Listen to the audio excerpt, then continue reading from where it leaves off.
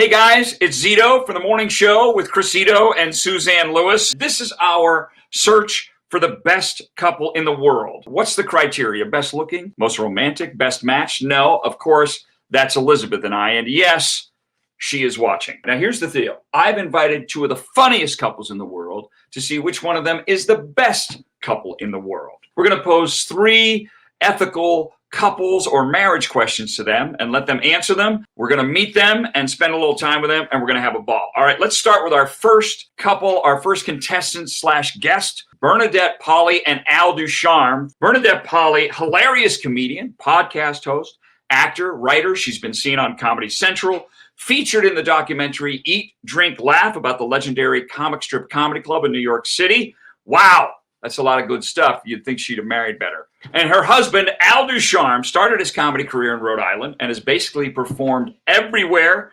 He's the voice of Little Anthony on Bill Burr's animated Netflix show, F is for Family. He's the star and writer of the web series, The Two Dicks, and he is also amazed that Bernie didn't marry better. Two very funny people and my old pals, Bernadette Pauley and Al Ducharme. Hey, guys. How are you? Great. It's so great to see you guys. I thought you guys you had told me you were going to be in Joshua Tree. I know you live in Southern California, but you're running late, so you haven't really even left yet. No, we're halfway there. We're halfway there, yeah. Oh, I see. Okay. So you're like at a truck stop right now. Yeah, we are. We might die. This is where YouTube recorded half of the album, right here in this truck stop. Wow. I didn't know that. That was the good one, not the one Apple foisted on us. That was the real one. I think you guys know the premise of this. I'm going to introduce our other couple, and then I'm going to ask you a few questions. I looked on your websites, and I saw that you guys have a podcast together. Is that true? Do you guys have a podcast together now, the Bernie and Al podcast? Together. It's dormant right now. It's on hiatus, I should say. I do another podcast, which Bernie's been a guest on, as well as Tom Cotter. It's called Talking Dicks, and it's a spinoff from the web series The Two Dicks. Because of the pandemic, we haven't been able to make any web series episodes or limited amount, so we're doing the podcast. Okay, so now you guys are married, you live together, you're both comedians, and then you also do a podcast together. Should we take a prediction as to which one of you will be eventually found in a pool of their own blood because it's just too much time together? She's already threatened online that she was going to leave me out in the desert, like the scene. You know what? Ugly. I saw that. Yeah. She said, I may come back alone. Bernie, what are the odds right now? How's the trip so far? I mean... Well, to be honest with you, so far I'm on his nerves a lot more than he's on my nerves because I already told us to take a wrong turn off the highway so we could do this. She pointed at the screen on the car and she said, look, you're supposed to go this way. And oh, God. Coming, and she made me look. Yeah. It caused a lot of stress. And but we were romantic about 12 hours ago, so... Oh, I see. In an intimate, physical way, you mean? Yeah. So things are going well right now. Yeah. Well, it's all legal. You guys are married, so it's okay. It's blessed by the church, I'm sure. So we do things like that, and then he still keeps talking. And I'm like, I thought I paid my dues. Why are you still talking? Yeah, you thought he's a guy he'll go to sleep after, and you want him to bother, and still here. You know those women who say, "Oh, I woke up and he was gone. He went. Not me. Wake up, still here. There he is. Every day." She's actually romantic every time there's a spike in the COVID-19 cases. I think she's trying to give you the COVID, Al. That's what it is. She's trying to give you the COVID, if it's at all possible. All right, listen. I'm going to put you guys in isolation so we can meet our other exciting couple. Okay. All right. Be careful. Let's talk to our next couple. Amazingly funny people and wonderful people, Kerri, Louise, and Tom Cotter. Kerri has so many TV credits that we can't even go through the whole list. Well, how about Oprah? How about Last Comic Standing? The View? Her latest Funny Women of a Certain Age comedy special on Showtime. I should mention she was the youngest of all the women on that show. I want to mention that. Also, there's a rumor that she tried to warn Bernie about marrying Al. And finally, her hubby, Tom Cotter, who famously came in second on America's Got Talent to a dog act. He's also been seen on The Tonight Show, The Late Late Show, Howard Stern Show. He's a favorite in Vegas and has literally worked all over the world. And as for Bernie and Al, he tends to mind his own business, but he did once pull me aside and say, I just don't get it. All right, here they are, Kerri, Louise, and Tom Cotter. Uh-oh. I think they must have overheard Bernie and Al talking about. Did you guys get all steamed up? listening to Bernie and Al talk about how they got together 12 hours ago? Is that what it was? Yeah. We'll be the best couple. I know you're at Aruba Rays in Aruba right now as we're recording this. That's amazing. We forgot about the time change. I'm like, oh my God, you pulled me off the beach an hour earlier. I'm like, I got to get ready for Chris's show. And then we're all ready. And we sat down. We're like, oh my God, we're an hour early because the time change. So, because you're in Atlantic time. Yeah. Yeah, and we're morons. That should be clear too. We are glittering idiots. I'm like, I can't believe I got off the beach an hour earlier. Sorry. I'm so sorry, Kerri. But you look fantastic. You guys both look great. Is there something new that you want to plug? I want to give you a chance to plug whatever is cooking with you guys. Well, first of all, don't say plugs because I spent 10 grand putting it in my head and I don't like it. I get very I was thinking about that and I wondered, like, I want to do a movie about you where we do like the sliding doors. Like, what happens to Tom Cotter if he doesn't get hair, as opposed to like what his life is now? Like, what would it have been like? I forgot to put in the chat. Don't say the word plug. There's some other words that he gets upset about. Dwarf is very offensive to me. How are you with moist? That's a very unpopular word these days. He uses that on a daily basis. I don't have a problem with that word. That word triggers. It's a trigger word for me. You're the reason people hate that word, Tom. That's what it is. My fault. I'll take it. Take that. We're in Aruba. I don't know. There's not many gigs going on right now because of the pandemic. We're all over social media. I'm at Tom Cotter Comic and that's Twitter, that's Instagram, etc. Kerri Louise Laugh, LAFF. Mostly every or just Kerri Louise. That's my stripper name. So yeah. All right then. Remember that. Actually, that's how you get followers, Kerri. Well done. Nice job. All right, we're gonna bring back our other couple. Just remember that I know that in real life you guys are friends, but today you're arch rivals and mortal enemies because one of you, after these questions, is going to be named the world's best couple. It's going to be us. Did you see our makeout session? You guys look fantastic. Yeah. That was really hot. Really inspiring. So I just want to point out that like Kerri and Tom have like the ring light and they have the background, and Bernie and Al pulled over to the side of the road to do this. So I got to say, the early lead, I'm just saying. You said organic. You said organic, not orgasm. Oh, that's right. All right. Here's your first question, guys. All right. I'll start with Bernie and Al, and then Tom and Kerri, you'll have a chance to answer this too. So we're going to be the closers on this first question, right? I just want to make that clear. Wow. Well, Tom Cotter always headlines after the AGT thing. Let's face it. I mean, you're not going to follow that. Do you guys have a number you use as a gauge as to whether you check with your spouse before you spend money? You're at a supermarket or a department store. You see an item. You're like, oh, my God, I'm just going to buy that. But oh, wait, it's over this number. I got to call Bernie. I got to call Al. Do you have a number like that? I have to say that I'm the woman in the relationship when it comes to that because I have to sell it. I said, honey, I did all this research. I've searched the internet. This is the best one for this amount. There's better ones, but it's not worth the difference. And she goes, just get it. So that's pretty cool. Number anywhere. But it sounds like you're both the woman, frankly, because I don't know, like I'm the man in my marriage and I never say just get it. I always say don't get it. Because I go on and on with detail. I tell him jack shit, but he brings it to me. Maybe he thinks then I will eventually start bringing it up to him when I spend money, but I just don't tell him. I'm presenting all the information. I already know the answer. I'm going to get it anyways, but I want to make her feel like she's on board. I say don't ask, don't tell. Kerri and Tom, same question. Do you guys have a number where you have to check in with the other one before you make that purchase? Well, we don't do PowerPoints like Al and Bernie. You don't get extra credit for shitting on the other couple, just so you know. We don't do TED Talk like Al does, but what we do is I have keywords. Like I will say, I'm going to make some returns. Yeah. Like I do. I mean, I have returns. Just don't tell them that after the returns, I end up buying other things. So her plot to go to the store is she has to make a return, which would insinuate there's going to be more money coming back into our account, not leaving our account. However, she comes home with 12 shopping bags after the return, which is so her whole, it's a lie. It's disingenuous at best, and it is a fraud. And that is what I deal with after 20 years of marriage. I say things. I say, I'm going to buy this. I have to get her approval. She's the CFO of our little company. And so I have to get her approval. So, I'm like talking to the pot dealer going, Can I get an ounce? For that quarter pound. Can I get 40 pounds? He walks me back to an eighth bag. You know, it's like, come on.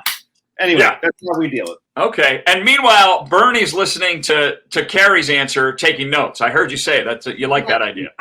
No, It's a good one.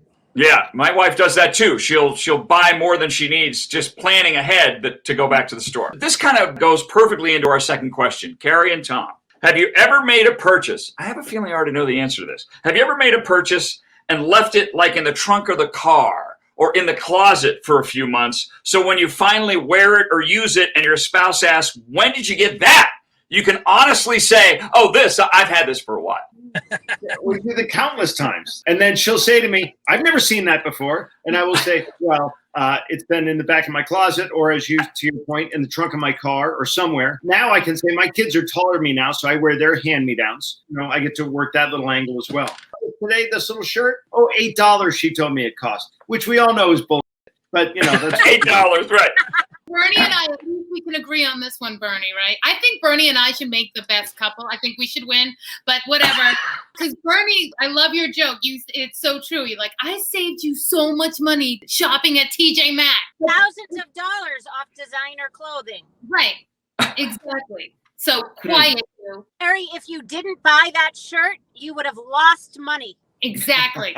See, that's why I think Bernie and I should actually be the best couple. But whatever, if I have to be with him, I am. I will get him something for Valentine's Day, like a shirt or something. He'll say, I love it. And he'll put it in the closet or a trunk for 5 weeks and never return it because he's too embarrassed. He doesn't want to admit that he doesn't like it, which loses money. And that gets me mad. I'd rather him tell me, I don't like it. I'm returning it. Yeah, that's a trap, Tom. You know better than that. That's a trap. You're not going to tell her you don't like it. It's a trap. Go back. Run back. It's a trap. All right. So Bernie and Al, care to elaborate? I'm going to pose the same question to you. This idea that you have something, you basically hide it from your spouse. So when they say, when did you get that? You can honestly say, oh, I've had this for a while. I've had a lot of stuff he doesn't realize, and I didn't even hide it from him. He just didn't notice that I had a shirt for like 3 years. I don't know. I think. Something all of a sudden will just appear. Like, it just shows up. I'm like, this is nice. When did you get that? And it's very much what you said. Oh, I've had that. You know. I've had it. And I don't. Right. She can tell the details of what a great price she got on it. But I purchased her engagement ring and hid it for about 4 or 5 months. Hid it away. Why so long? Plays into this. He wants because credit. I want to see if anything better came up. Yeah, he did. He did. But you know wow. what, Christina, I'll tell you, I don't know how many years are you together? How many years are you guys together? Well, Elizabeth and I, 6 years now. We're both divorced twice, which is the only way this can work. I find that the marriage is so much sweeter once the guy finally acknowledges he can't do better. It takes a while. And that has to do with age as well. It took a while. He was thinking, I can do better than that. And then one day he just looked at me and I could see in his eyes, he was like, I can't do better than this. It's been failing ever since then. I'm a lucky guy. Can I just say that I feel bad talking about money and everything when Al and Bernie are clearly living in their car now. I'm very sad. I didn't think of that. I should have switched out the questions once I saw their situation. I didn't know ahead of time. When you said, Chris, to hide the item in the trunk, that's actually their closet. So, oh, you know what? So it would be the same. It's one of the same. Trunk or closet. Trunk and or closet. Let's get to our final question, guys. And this one, this is very serious. These are ethical dilemmas, even though none of you have acted like they are. Both of these couples really seem like anything goes. Bernie and Al, an ex inboxes you or slips into your DMs, as the kids say, and you say hello to be polite. Then they reach back out to continue the conversation. Do you engage or do you simply let it go after that? And do you mention it to your spouse? Bernie, let's start with you because it's hard to imagine any exes reaching out to Al. I'm not, we'd have to see if that's ever happened. But Bernie, The way I look at it, that stuff was all about 10 or 12 years ago, those dilemmas. At this age, people are just reaching out like, hey, are you still alive? you know what? I need the middle-aged version of these questions. These are... Yes. And at this age, of course, I tell Al, I say, hey, Al, my ex just inboxed me. He's still alive. That's good. You know? So good for him. At our age, any day you didn't hear about somebody kicking the bucket, especially during COVID, who does anyone care? Do you care? No one cares anymore, right? You know what? You know, that's what I love about you, Bernie, because this is a comedy show and it's all about love and Valentine's Day. So bringing up the fact that the older we get, the more loss we experience is the perfect tone. It's exactly the tone I was hoping to strike. So thank you for bringing that up. So happy that I could help. Prior to all these DM direct messages and whatnot, in the very beginning of our relationship, my ex gave some pictures of us together as a couple to a friend, a liaison, and he handed them off to me. And I was going through them, and all of a sudden she comes to the apartment door in New York City, and I ditched them in the side dresser. And then I left town comedy gigs for like a week. Guess who never goes in that drawer? Never goes in that drawer. Was discovered. There was discovery, and I had to explain myself. I had to apologize for. I'm still apologizing for that. Now that you mention it, if his ex got in touch, any of them, see, it would be she'd have an ulterior motive. My exes are all straight men, so they're just like, hello. You know what I mean? Right. Yes. Even though we're older, if it was a chicky lady, I'd have to keep an eye out for that, because maybe I see what you mean. Yeah. She wants to relive her youth before she kicks the bucket or something. I'd have to watch it. I'd have to look into that. I'm not going to lie. All right. See, we fleshed that out a little bit. Kerri and Tom, same question. Somebody slides into your DMs. You know, they inbox you. Are you going to engage with the ex? Do you tell your spouse? Now, you guys have been married a long time, so this may, you know. Yeah, we've been married 20 years and together 26. So it's a long time. You know, Kerri dated a lot of comics before me, and I'm in the comedy world, so I talked to a lot of comics. So her nickname was Comic Relief. I don't know if you know that. So, you know, comics communicate with us all the time, and so I bump into her exes all the time. The comics they were in her box, they were out of her box. It's a lot. There's a lot of box involved, but those days are in the past. Right. We're married 20 years now, and when people reach out now, it's like Bernie said, maybe to see, you know, hey, I had syphilis 20 years ago. I want to see if you're okay. Something like that. You know? It's really about contact tracing at this point, if you hear from an ex. All right, those are our questions, and I thought you guys all gave some wonderfully funny and poignant answers.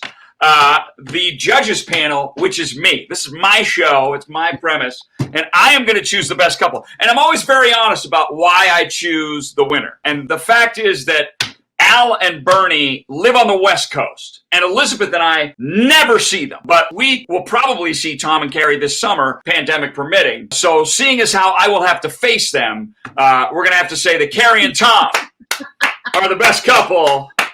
Bernie and Al, I may never see them again. So really, you know what I mean? I just would like to say that the system is rigged. So rigged. I lost to a dog act, Bernie. I know all about the system being rigged. We're going to take over your home. We're rushing your home right now. We're in Kerri and Tom's parking lot. We're coming in. Oh, boy. Oh, that's, well, be careful. I can't thank you guys enough. Kerri, Louise, and Tom Cotter, Bernadette, Pauley, Al Ducharme. These, I just want to say to my listeners who are watching this, these people are very funny. And they're busy, even during the pandemic. You can see these guys are at a comedy club. These two are rushing around, trying to enjoy some time together during the pandemic. And they took the time to do this with us, for you and for me. And I can't thank you enough, guys. Thank you. Not at all. Honored. Thanks so much for having us. And always great to see Al and Bernie, our dear friends. Yes, so, we do love you, all kidding aside. And for the record, Tom and Kerri are our favorite couple, too. No offense, Chris. Okay, well, I'm not going to mention that part to Elizabeth because I've got the earbuds, so she didn't hear that. Or she'd probably be in somewhere crying. Oh, now she's busting into the office. All right, thanks for nothing. All right, guys, that's our show for this month. We'll be back next month. Thanks, guys. Bye. Sure.